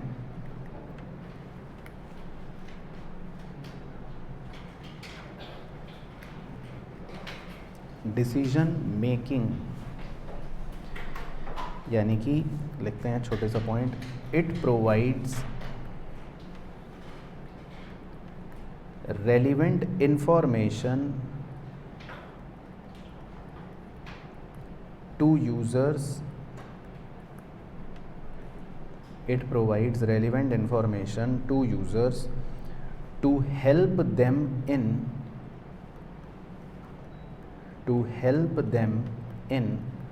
decision making. To help them in decision making. तो बहुत ही सिंपल फंक्शन है, लेकिन बहुत ही ज़रूरी फंक्शन है। अकाउंटिंग का फंक्शन सबसे इम्पॉर्टेंट क्या है कि भाई हमें यूज़र को क्या देनी है, इन्फॉर्मेशन। हाँ, ताकि यूज़र क्या कर सके, सही डिसीजन ले सके। सेम एग्जांपल कोट कर रहा हूँ जो थोड़ी देर पहले दिया था। मेरी कंपनी को 200 करोड़ का प्रॉफिट हुआ है, बताओ कैसी है कंपनी? बुरी क्यों है? अच्छी है अभी तो अच्छी है। लेकिन अब मैं आपको अगर इन्फॉर्मेशन दूं कि जिसमें से 250 करोड़ की तो लॉटरी की इनकम है, अब बुरी हो, तो क्या आप मेरी कंपनी में अब इन्वेस्ट करोगे? नहीं करोगे। तो ये अकाउंटिंग का मेन फंक्शन हो गया, डिसीजन मेकिंग। तो मैंने जो आपको इन्फॉर्मेशन दी, इससे आपको डिसीजन लेना आसान हो गया, है ना। तो ये अकाउंटिंग का फंक्शन हो गया डिसीजन मेकिंग। तो यूज़र की मदद कर देता है डिसीजन मेकिंग में। और क्या फंक्शन है? D.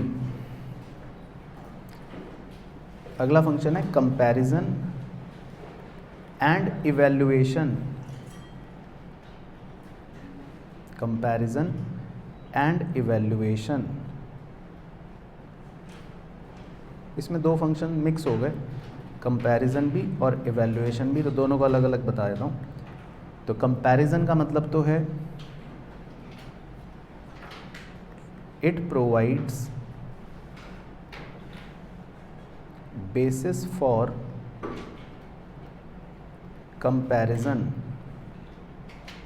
It provide basis for comparison, और ब्रैकेट में लिखना inter firm comparison and intra firm comparison. Inter firm comparison and intra firm comparison. तो पहले ये फंक्शन समझा देता हूँ।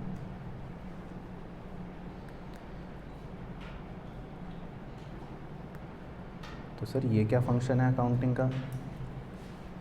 तो ये फंक्शन है कंपैरिजन। कंपैरिजन का बेसिस दे देता है। तो मैं और मेरा दोस्त घूम रहे थे, तो अब आपको क्या लगता है हम कैसे कंपैरिजन करते हैं? हम ऐसे बच्चों वाले तरह से कंपैरिजन नहीं करते कि भाई तूने कौन से जूते पहने हैं, मैंने कौन से जूते पहने हैं, तू कौन सी गाड़ी में घूम रहा है, मैं कौन सी गाड़ी में घूम रहा हूँ। अब हमारे कंपैरिजन अलग होते हैं। मैं उससे पूछता हूँ ये बता पिछले साल तेरे बिजनेस का क्या प्रॉफिट था? तो उसने कहा 5 करोड़। मैंने कहा बस, मेरा प्रॉफिट था 50 करोड़। तो अरे वाह, तो इसका मतलब हम दोनों ने क्या करा? कंपैरिजन करा।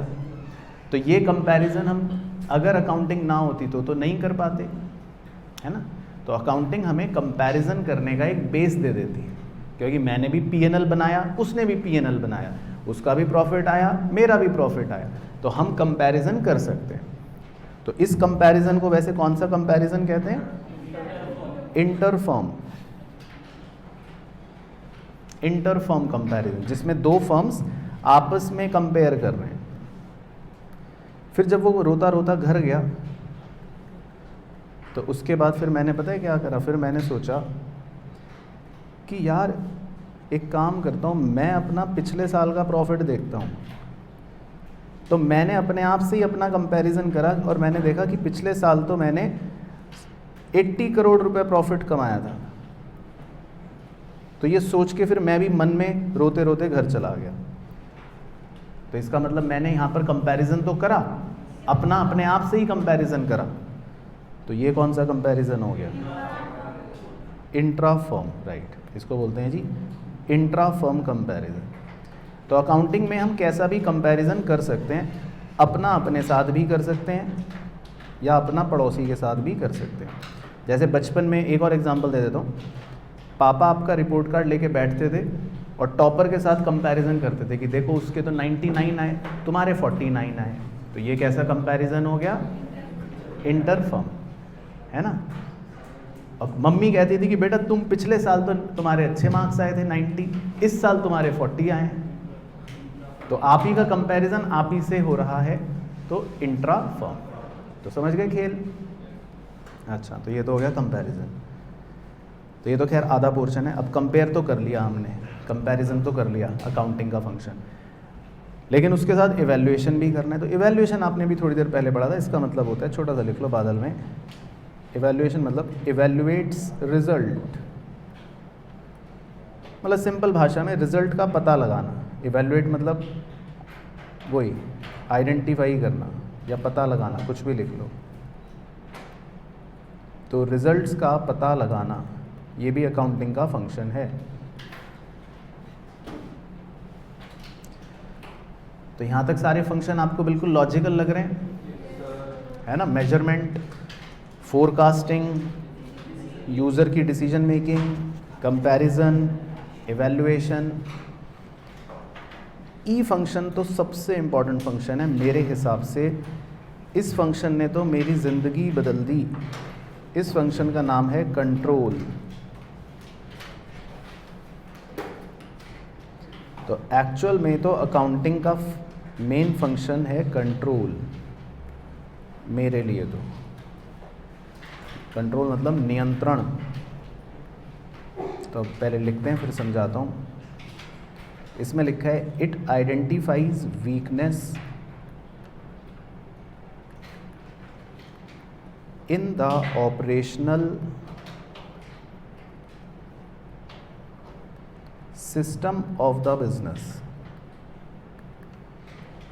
तो बस क्या बताऊँ, मैं तो इस फंक्शन का दीवाना हो गया अकाउंटिंग का। इतना बड़ा इम्पॉर्टेंट फंक्शन, ये इतना बड़ा इम्पॉर्टेंट फंक्शन कि मैं क्या बताऊँ। तो आइडेंटिफाइज वीकनेस को अंडरलाइन कर देता हूँ थोड़ा सा। तो पहले क्या होता था, पहले मैं बिजनेस करता था। तो पहले मेरा मोमोज बेचने का एक ठेला था। हाँ, तो वहाँ पर जब मैं बिज़नेस करता था, मोमोज बेचने का जो मेरा ठेला था, साथ में उसके जूस की दुकान भी थी। तो उस बिज़नेस में इतनी ज़्यादा ऑपरेशनल मतलब वीकनेसेस थी। अब बच्चा कह रहा है सर ऑपरेशनल वीकनेस ये क्या होता है? ऑपरेशनल वीकनेस का मतलब होता है कामकाजी कमज़ोरियाँ। कामकाजी कमज़ोरियाँ क्या थी कि मुझे पता ही नहीं चलता था कितने आलू खरीदे मेरे एम्प्लॉइज़ ने, कितने मोमोज़ बेच दिए। वो तो शाम को आते थे, मैं पूछता था क्या हुआ आज, कह रहे आज कोई सेल नहीं हुई। मैंने कहा अच्छा। मैंने कहा आलू जो थे वो कहाँ गए, कह रहे वो चूहा खा गया। मैंने कहा अच्छा। तो ऑपरेशनल वीकनेसेस थी, मुझे पता ही नहीं होता था कि क्या हो रहा है मेरे पीछे से। बहुत सारी तरह तरह की ऑपरेशनल वीकनेसेस थी, है ना। फिर कभी सैलरी की बात करता था तो कहते, मैं पूछता था सैलरी कहाँ गई, कह रहे सुबह सफाई वाला आया था वो 2000 रुपये ले गया। मैंने कहा अच्छा, ये कब हुआ, कह रहे सुबह गंदा हो गया था। मैंने कहा अच्छा। तो ऑपरेशनल वीकनेस थी कि मतलब कुछ भी काम करो उसमें वीकनेस ये थी कि मुझे पता नहीं होता था। तो ऐसे करते करते 2-4 महीने बाद मैंने देखा ये तो भयंकर लॉसेज ही हो गए। रोज़ शाम को मैं पूछता हूँ, कहते हैं आज तो कोई भी सेल नहीं हुई, एक भी मोमोज़ नहीं बिका। रोज़ शाम को आलू चूहे खा जाता है और रोज़ अगले दिन सुबह गंदगी हो जाती है। तो भाई मेरा तो लॉस। फिर मैंने जब अकाउंटिंग करनी शुरू करी, मैंने कहा ठीक है अब एक काम करता हूँ, इनकी अकाउंटिंग करता हूँ कि जितनी भी इन्वेंट्री है उसका रिकॉर्ड तैयार करा। और मैंने बोला कि इसमें सारी डेटा पुट करो, जितने भी एम्प्लॉइज़ हमारे पास ऑफिशियल है उनकी सैलरी देते हैं अगर हम, तो उनका जो भी टोटल टास्क है वो लिखो, उनकी रिकॉर्डिंग करो। और भी तरह तरह की मैंने ऐसे सिस्टम्स बना बनाकर अपने एम्प्लॉइज़ को कहा कि भैया ये सब रिपोर्ट्स तैयार करो, जब वो करोगे तब मैं मानूंगा। तो जब मैंने थोड़ी अकाउंटिंग करनी शुरू करी तो धीरे धीरे धीरे धीरे ये सब ऑपरेशनल वीकनेसेस जो थे वो क्या हो गए, कम हो गए, काफ़ी ख़त्म हो गए, कम हो गए। तो अकाउंटिंग का एक सबसे बड़ा फंक्शन जो मुझे लगता है बिजनेसेस के अंदर होता है वो होता है कंट्रोल। ये क्या कंट्रोल करते हैं बिजनेस का, ये बिजनेस की कमियां पकड़ते हैं, ये आइडेंटिफाई करते हैं कि इसमें ऑपरेशनली कहाँ गड़बड़ चल रही है। तो अकाउंटिंग करना इसलिए बहुत ज़रूरी है। तो समझ गए फंक्शन, तो इसलिए इसका नाम है फंक्शन का कंट्रोल। तो ये बिजनेस के ऑपरेशनल सिस्टम की कमियां पकड़ते हैं, तो ये बहुत अच्छा फंक्शन हो गया कंट्रोल। समझ आ गया कंट्रोल। उसके बाद एफ, 6 फंक्शंस होते हैं, लास्ट फंक्शन है एफ। एफ का नाम है government regulation, government regulation and taxation. ये भी एक इम्पॉर्टेंट फंक्शन है वैसे तो अकाउंटिंग का, कि सरकार क्यों कहती है अकाउंटिंग करो, सरकार का क्या लेना देना। तो बताओ सरकार का क्या लेना देना। तो इसमें तो एक ही लाइन लिखनी है, it provides information to the government, it provides information to the government and helps in collection of taxes, and helps in collection of taxes। है ना, तो सही, आपने सही कहा, यही है मेन फंक्शन। सरकार भी इसीलिए कहती है कि अकाउंटिंग करो, क्योंकि सरकार भी क्या चाहती है कि भैया ये जो बिज़नेस है इनका, नहीं तो मैं तो हर साल सरकार को कह दूंगा कि मेरा तो लॉस हो गया, मैं कोई टैक्स नहीं दूंगा। तो इसीलिए सरकार ने क्या कह रखा है, भाई क्या करना है आपको, अकाउंटिंग करनी है ना। तो हमें इसीलिए अकाउंटिंग करनी है क्योंकि ये एक one of the main function है। हम अपनी बुक्स ऑफ अकाउंट बनाएंगे और उससे सरकार को सही जानकारी पता चलेगी, फिर उस सही जानकारी के बेसिस पर सरकार आपसे क्या लेगी, टैक्स लेगी। अच्छा, तो बच्चा कह रहा है सर हम अपनी बुक्स में भी लॉस दिखा देंगे। तो सरकार आपकी बुक्स को ऐसी थोड़ी ना मान लेती है। बुक्स पर किसके दस्तखत चाहिए, सीए के दस्तखत चाहिए। तो बच्चा कह रहा है सर मैं ही तो सीए हूँ तो मैं अपना लॉस पे दस्तखत कर दूंगा। तो आपको पढ़ाया जाएगा प्रोफेशनल एथिक्स बाद में, जिसमें ये सब गंदे काम करने से आपको मना किया जाता है, जिस पर आपको भारी पेनल्टी भी हो सकती है, जेल भी आपको जाना पड़ सकता है। तो हर जगह आप दस्तखत नहीं करोगे, ठीक है ना। तो खैर फंक्शन समझ आ गया। तो ये भी एक इम्पॉर्टेंट फंक्शन है अकाउंटिंग का, कि सरकार को पता लग जाएगा कि भाई आपकी क्या इन्फॉर्मेशन है और उस हिसाब से सरकार आपसे टैक्स लेगी। चलो तो एक बार ये देख लेते। तो ये बहुत इंपॉर्टेंट क्वेश्चन था। तो कितने फंक्शन है, 6। तो बोल दो देते हैं एक बार, मुंह से याद रखिएगा। तो पहला फंक्शन हो गया मेजरमेंट, इसका मतलब है पुरानी परफॉर्मेंस देखना। फिर फोरकास्टिंग, भविष्य की परफॉर्मेंस का अनुमान लगाना।